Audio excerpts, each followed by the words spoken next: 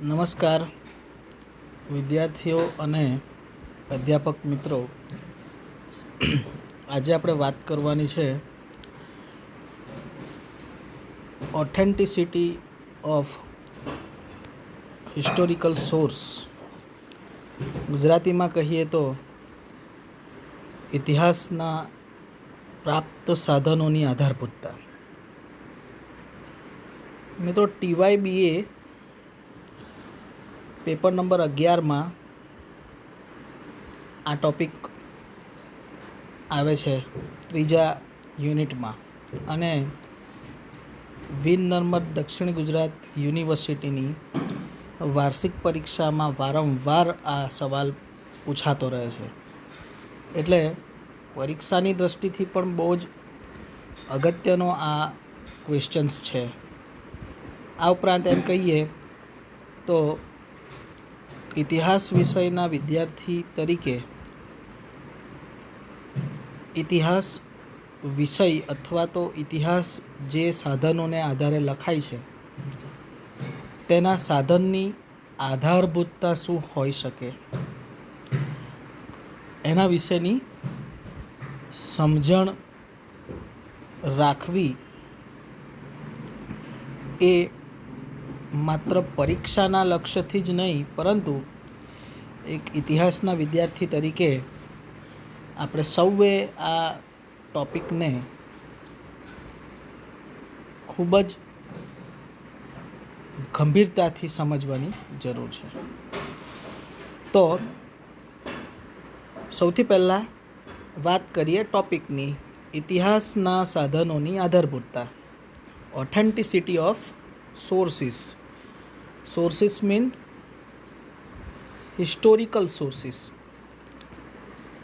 એની આગળ વાત કરીએ તો સૌથી પહેલાં એ સમજીએ કે આધારભૂતતા કોને કહી શકાય.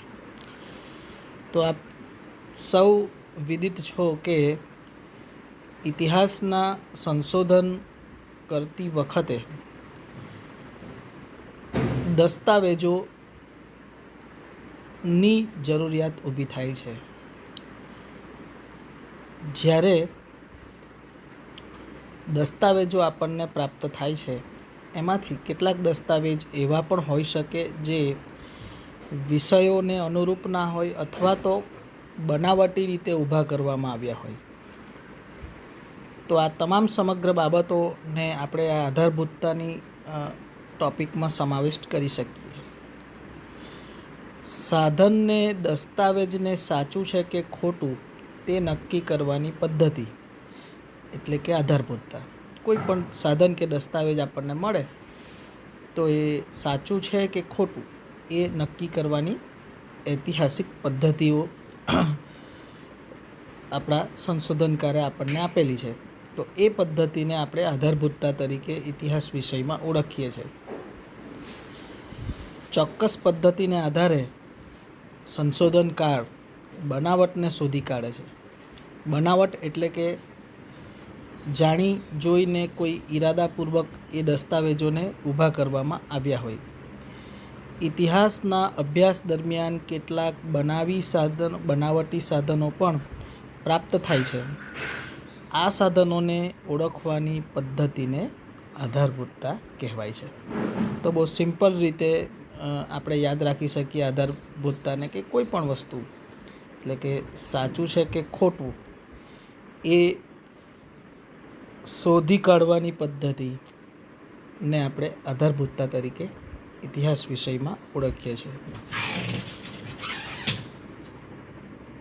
અહીં બે બાબત ખૂબ જ સમજવા જેવી છે કે જ્યારે આપણને દસ્તાવેજ પ્રાપ્ત થાય છે તો એ દસ્તાવેજ માટેની મુખ્ય બે મૂલ્યાંકન પદ્ધતિઓ ઇતિહાસ સંશોધનકાર યુઝ કરે છે સંશોધન દરમિયાન. એમાં એક બહિર્વિવેચન એટલે કે એક્સટર્નલ ક્રિટિસિઝમ અને નંબર 2 આંતરિક વિવેચન એટલે કે ઇન્ટરનલ ક્રિટિસિઝમ. આ પ્રક્રિયાને એટલે કે જે બહિર્વિવેચન અથવા તો એક્સટર્નલ ક્રિટિસિઝમની જે પ્રક્રિયા છે એને ઇતિહાસના સંશોધનકારો આધારભૂતતા અથવા તો ઓથેન્ટિસિટી તરીકે ઓળખે છે. જર્મન ઇતિહાસકાર બર્નહીમે સૌપ્રથમ આ પદ્ધતિનો ઉપયોગ કરેલો. ત્યારબાદ ઇતિહાસકારોમાં આ પ્રક્રિયા પ્રચલિત બની. આધારભૂતતામાં જે બહિર્વિવેચન છે એટલે કે બાહ્ય ક્રિટિસિઝમ છે, એની અંદર દસ્તાવેજોના સ્થળ, સમય અને કર્તા અંગેની બનાવટની શોધી કાઢવાની પ્રક્રિયા ને યુઝ કરવામાં આવે અથવા તો એને આપણે આધારભૂતતા કહીએ છીએ. દાખલા તરીકે રામાયણ ક્યારે બન્યું, ક્યાં બન્યું અને કેવી રીતે રચાયું. મહાભારત ક્યારે બન્યું, ક્યાં બન્યું, કેવી રીતે રચાયું. આ સમગ્ર બાબતનો વિષય એ મોટેભાગે આપણે બહિર્વિવેચન કે આધારભૂતતામાં યુઝ કરીએ છીએ. એ જ રીતે પેપર નંબર 11માં જ TYBAના બીજો એક સવાલ આવે છે, ક્રેડિબિલિટી ઓફ હિસ્ટોરિકલ સોર્સ, એટલે કે આંતરિક વિવેચન. એ મિત્રો આપણે અલગથી ચર્ચા કરીશું જ્યારે એ ટૉપિકની વાત કરશું ત્યારે, પરંતુ અહીંયા એને સમજી લેવાની જરૂર છે કે જે આધારભૂતતા છે એ માત્ર બાહ્ય વિવેચનની વાત કરે છે, એટલે કે સ્થળ, સમય અને કર્તાને લગતી બનાવટોની શોધવાની પ્રક્રિયા છે. જ્યારે આંતરિક વિવેચન એ દસ્તાવેજ કે સાધનોની વિષય વસ્તુની આંતરિક હકીકતને ચકાસવાની પ્રક્રિયા એટલે વિશ્વસનીયતા. અહીં મેં સરખું જ ઉદાહરણ લીધું છે જેથી આપ સમજી શકો કે આધારભૂતતામાં મહાભારત કોણે રચ્યું, ક્યારે રચાયું, ક્યાં રચાયું એ પ્રશ્નો વિશેની વાત આવે છે. જ્યારે વિશ્વસનીયતામાં મહાભારતમાં લખાયેલા આંતરિક વાક્ય અને વાર્તા અથવા તો જે કંઈ પણ તથ્યો આપણને મળે છે એ તથ્યોમાં કેટલી સચ્ચાઈ છે અથવા તો કેટલું સત્યને તે નજીક છે એ જાણવાની પ્રક્રિયાને આપણે વિશ્વસનીયતા તરીકે ઓળખીએ છીએ. તો જ્યારે વિશ્વસનીયતાનો લેક્ચર આવશે ત્યારે આપણે એની વિશેષ ચર્ચા કરીશું. હવે સૌથી અગત્યનું તો અહીં એ સમજવાનું છે કે આંતરિક અને બાહ્ય વિવેચન એ ક્યાંક ને ક્યાંક ઇતિહાસના સાધનોમાં રહેલી આંતરિક કે બાહ્ય બનાવટને શોધે છે. તો બનાવટ એટલે શું એ પણ આપણે સમજી લઈએ. તો જે સાધનના અસલ સ્વરૂપમાં ફેરફાર થયેલ હોય તે સાધનમાં બનાવટ થયેલું હોવાનું કહેવાય છે. અસલ સ્વરૂપમાં કોઈ પણ ફેરફાર થાય એને આપણે બનાવટ તરીકે ઓળખી શકીએ. ઐતિહાસિક સંશોધનો પ્રમાણે કેટલાક ઇતિહાસકારો એવો દાવો કરે છે કે કૌટિલ્યના અર્થશાસ્ત્રમાં, મહાભારતના પ્રકરણોમાં, સરકારી દસ્તાવેજોમાં, મોટેભાગેના પુરાણોમાં ઘણા બધા કિસ્સામાં બનાવટ થયેલી હોવાનું આધુનિક ઇતિહાસકારો માને છે. જો કે આ તમામ બાબતો સંશોધનાત્મક વિષયની છે, એટલે કોઈક એક વિગત કોઈ એક ઇતિહાસકારને સાચી લાગે તો એ જ વિગત કોઈ અન્ય ઇતિહાસકારને ખોટી પણ લાગે. એટલે આ સંશોધન અને રિસર્ચની મેટર છે. દાખલા તરીકે એવું પણ કેટલાક ઇતિહાસકારો કહે છે કે હાલમાં જે મહાભારત છે એ ભૂતકાળમાં આટલા મોટા સ્વરૂપનું નહોતું.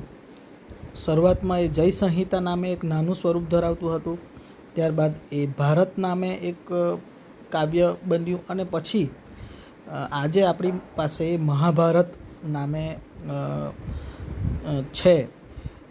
તો આવી બધી ઇતિહાસમાં તર્ક વિતર્કો થતા રહે છે. પણ ટૂંકમાં બનાવટ એટલે કે કોઈ પણ અસલ સ્વરૂપનું સાધનમાં કોઈ પણ જાતનો ફેરફાર એ પછી ઈરાદાપૂર્વક કરવામાં આવે કે ભૂલથી કરવામાં આવે એને આપણે બનાવટ તરીકે ઓળખી શકીએ. અહીં મેં મોનાલિસાનું એક પ્રસિદ્ધ ચિત્ર પણ રજૂ કર્યું છે પિકમાં, જે તમે જોઈ શકો છો કે એક એનું અસલ ચિત્ર છે અને બીજું એનું ડુપ્લિકેશન છે. તો બનાવટ એ આ જ વસ્તુ છે કે દેખાય એક સરખી છે પણ એને ઓળખી કાઢવી એ આપણી સંશોધનકાર તરીકેની અગત્યની ફરજ કહી શકાય. આગળ જોઈએ તો બનાવટના પ્રકારો. બનાવટ શું કામ કરે છે લોકો, અથવા તો શું કામ થયું હશે ભૂતકાળમાં, એના માટે કેટલાક મુદ્દાઓ આપણે આપણા ઇતિહાસકારોએ તાળવ્યા છે. તો એની વાત કરીએ તો ધન, યશ, રાજકીય લાભ મેળવવા માટે બનાવટ થઈ શકે. દાખલા તરીકે આપણે એમ કહી શકાય કે સલ્તનત યુગીન અને મુઘલ કાળના જે દરબારી કવિઓ હતા, એમને ક્યાંક ને ક્યાંક એ રાજાના આશ્રિત હતા, એટલે ધન, યશ અને રાજકીય લાભ માટે કોઈક વાર એ રાજા વિશે અતિશયોક્તિ કરી હોવાના પણ ઘણા બધા લિખિત પુરાવા આપણને પ્રાપ્ત થયા છે.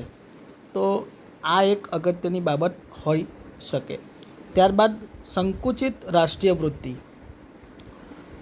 રાષ્ટ્રીયતા એક સારી બાબત છે, પરંતુ સંકુચિત રાષ્ટ્રીય વૃત્તિ પણ એક બહુ જ ગંભીર કહી શકાય એ પ્રકારના પ્રશ્નો છે.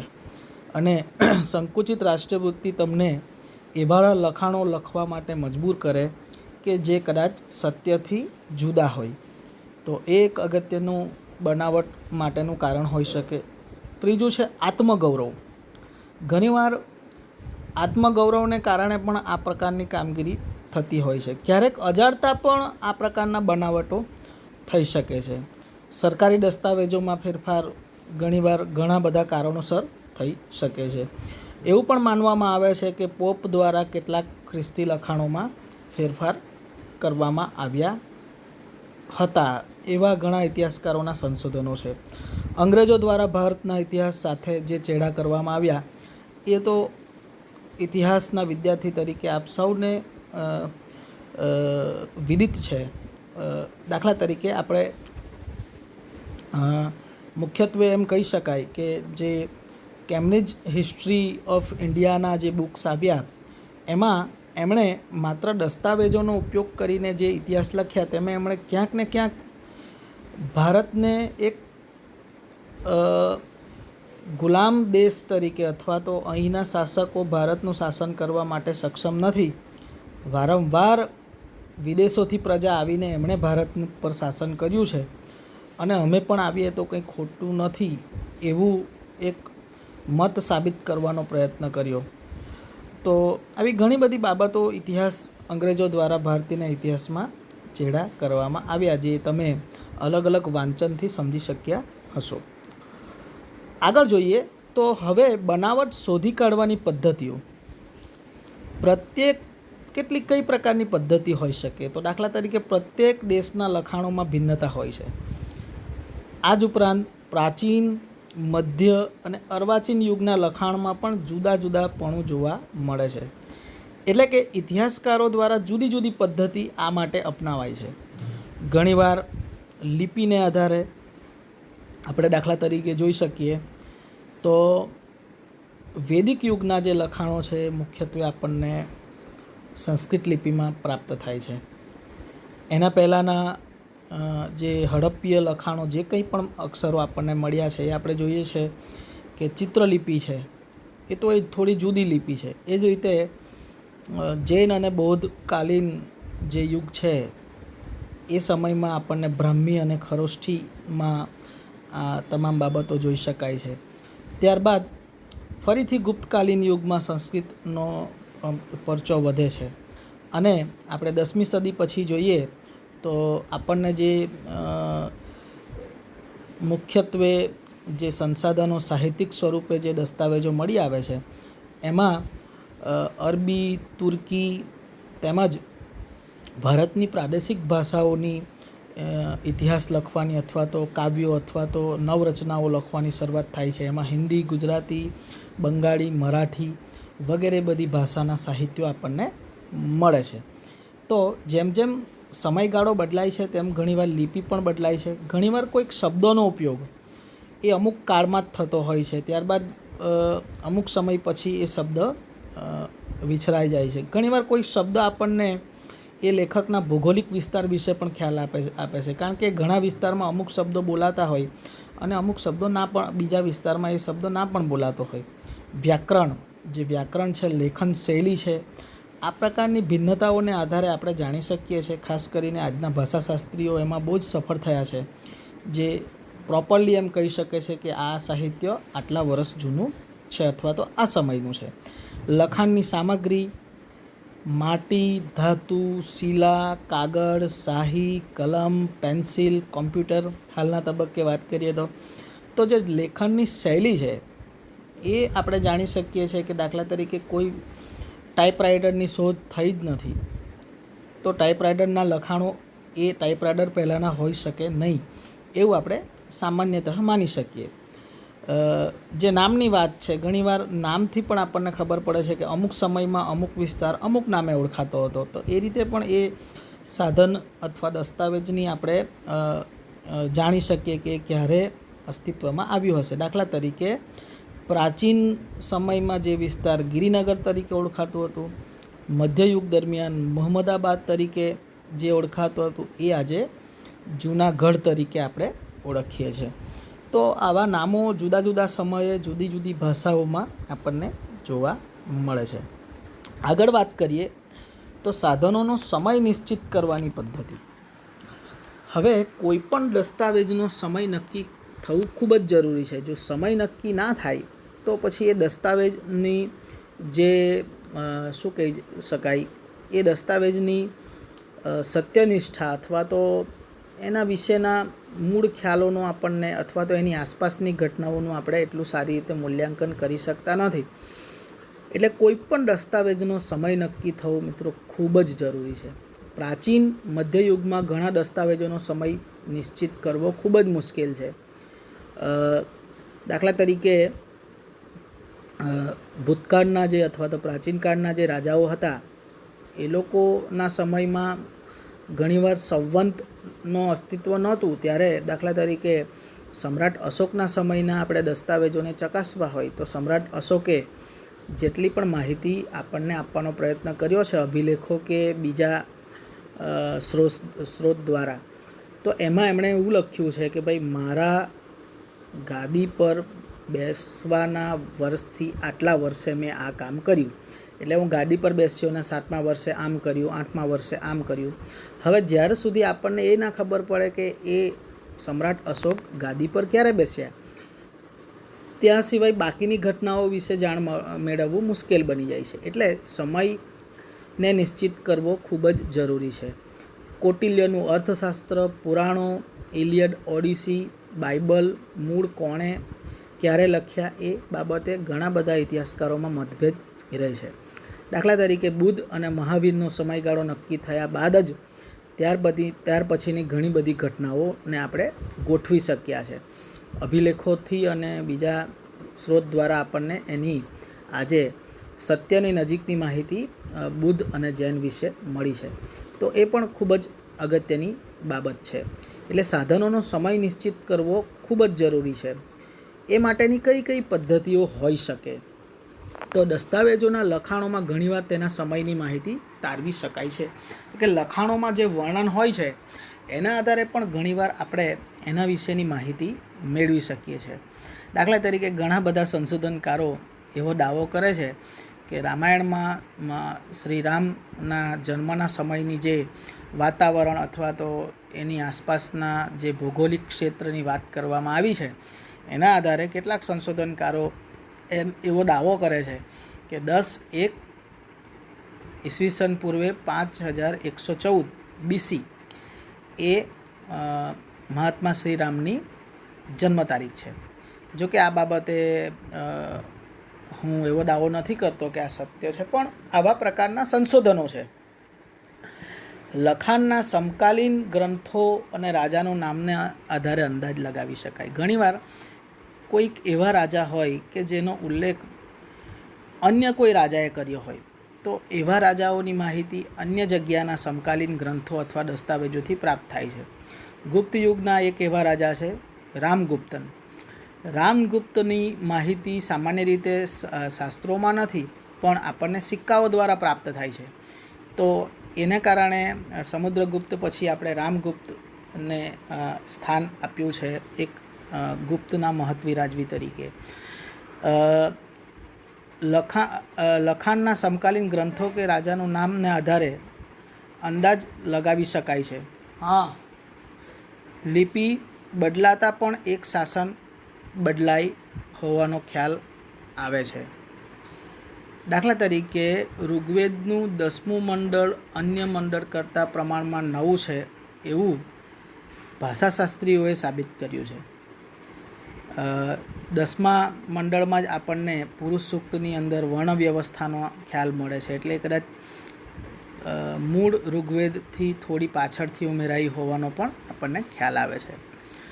છાપખાનાવાળા લખાણો 15મી સદી પહેલાંના ના હોઈ શકે, કારણ કે છાપખાનું 15મી સદીની આસપાસ આવ્યું છે. ભારતમાં 19મી સદી પહેલાં ટાઈપિંગ ન હતું, તેથી આ પ્રકારના દસ્તાવેજો ત્યારબાદના જ હોઈ શકે.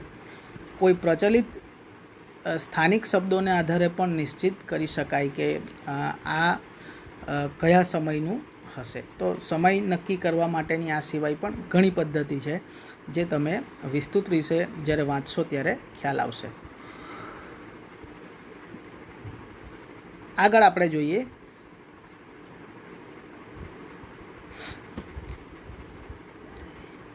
તો સાધનનું સ્થળ નક્કી કરવાની પદ્ધતિ એક અગત્યની બાબત છે. આની અંદર પહેલાં આપણે સમય જોયું, હવે આપણે સ્થળ જોઈએ છે. સ્થળ નક્કી કરવું પણ ખૂબ જ જરૂરી છે. પ્રાચીન સમયમાં તે માટેની પદ્ધતિના અભાવે તે ખૂબ જ મુશ્કેલ છે, કારણ કે જૂના સમયે સ્થળોના નામ પણ બદલાતા રહ્યા છે અને લખાણોમાં એટલી બધી સ્પષ્ટતા પણ કરવામાં આવી નથી ઘણીવાર. પરિણામે એનું સ્થળ નક્કી કરવું ઘણીવાર મુશ્કેલ બની જાય છે.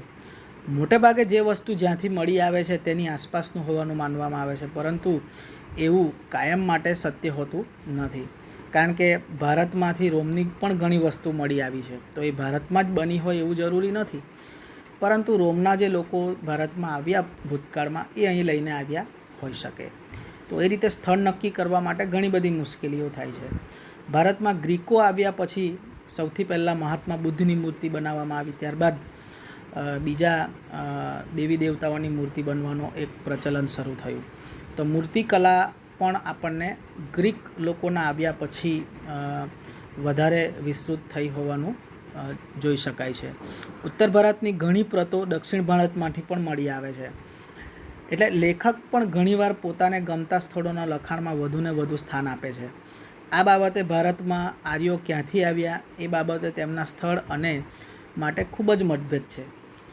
દાખલા તરીકે ભારતમાં જ્યારે અંગ્રેજો આવ્યા ત્યારે એમણે એવું સાબિત કરવાનો પ્રયત્ન કર્યો કે આર્યો મધ્ય એશિયા અને એ બાજુના વિસ્તારમાંથી ભારતમાં આવ્યા છે, એ ભારતીય મૂળના નથી. પણ ઘણા બધા આધુનિક ઇતિહાસકારો એવો દાવો કરે છે, કારણ કે આર્યોના જે લખાણો છે એમાં મુખ્યત્વે એમણે સપ્તસિંધુ પ્રદેશની વાત કરી છે, પંજાબની 5 નદી અને બીજી 2 અન્ય નદી.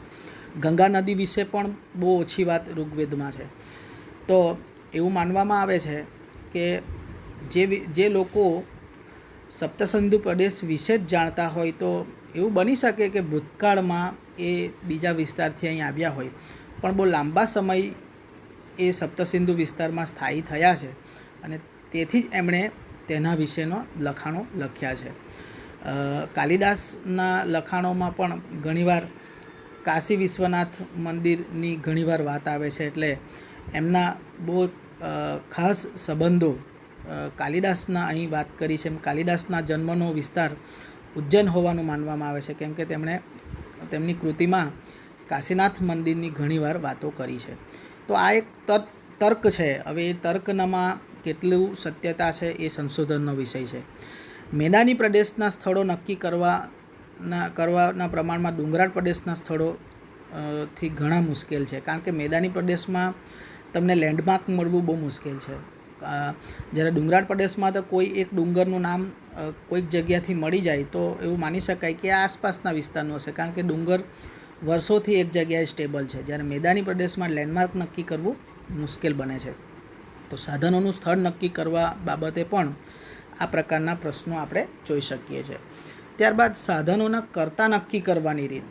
આપણે પહેલાં સમય જોયું, પછી સ્થળ જોયું, હવે સાધન અથવા તો દસ્તાવેજ કોણે બનાવ્યું છે. તો કર્તા નક્કી કરવું પણ ખૂબ જ મુશ્કેલ છે. દસ્તાવેજના કર્તા કોણ છે એ પણ જાણવું ખૂબ જ જરૂરી છે.